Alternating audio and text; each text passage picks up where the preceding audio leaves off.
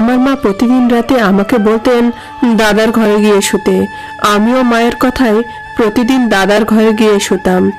দাদার ঘরে জল রাখা থাকতো, আমি জল খেয়ে ঘুমিয়ে পড়তাম।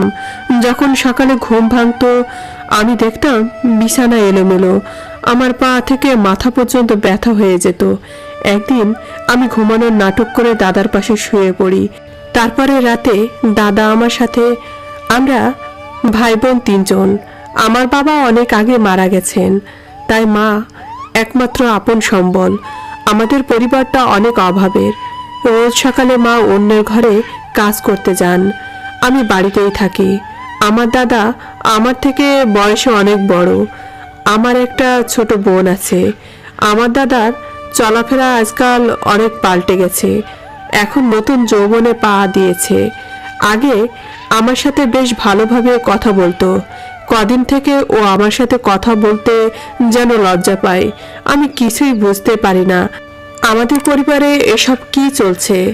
আমার ছোট বোনটি সবেমাত্র 3 বছর হয়েছে, ও ভালোভাবে হাঁটাচলাও করতে পারে না।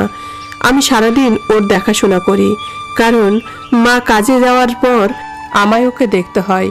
আমার বয়সও 14 বছর চলছে, আর আমার দাদার 18 বছর চলছে।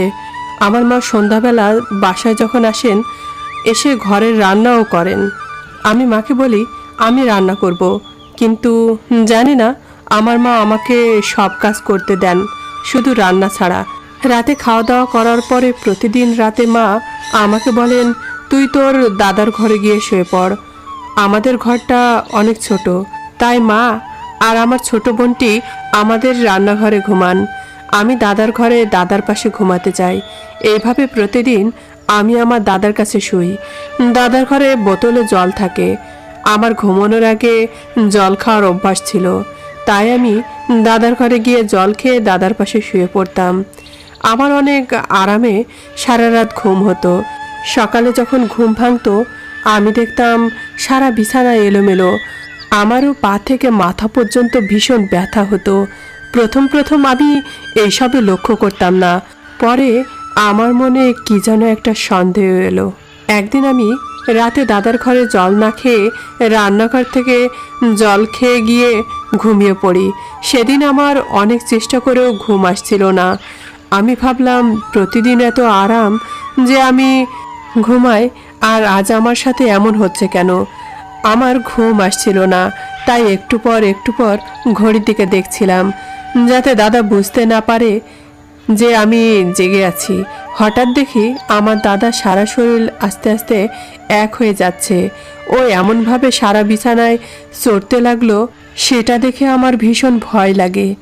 আর আমাকে এসে জড়িয়ে ধরছে, এমনভাবে ধরছে যেন মনে হচ্ছে আমার দাদা আমার সাথে ঝগড়া করছে। আমি দাদাকে বারবার ডাকছি, দাদা কি হয়েছে, কিন্তু দাদার মুখে কোনো কথা নেই। আমি চিৎকার করে মাকে ডাকতে লাগলাম, মা দেখে যাও দাদার কি হয়েছে। আমার উপর থেকে বললেন, তুই ঘুমাসনি আজ? আমি অবাক হয়ে শুনছি, দাদা এত অসুস্থ, আমি মাকে ডাকছি। আমার মা এমন কথা বলছেন কেন? আমাকে আমার দাদু বলেছিলেন মির্গি রোগ হলে তাদের লোহা কিছু ছুঁয়ে দিলে নাকি আস্তে আস্তে কম হতে থাকে।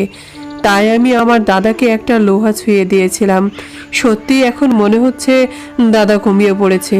তারপর আমি উঠে গিয়ে মাকে জিজ্ঞাসা করি, মা এসব তুমি আগে থেকে জানতে? মা বলেন, আমি জানি রে মা, কি করব বল, তুই যখন ছোট ছিলি তখন থেকে তোর দাদার এই রোগটা। আমার যতটুকু সামর্থ্য ছিল আমি ডাক্তার দেখিয়েছি, গ্রামের কেউ জানে না এসব।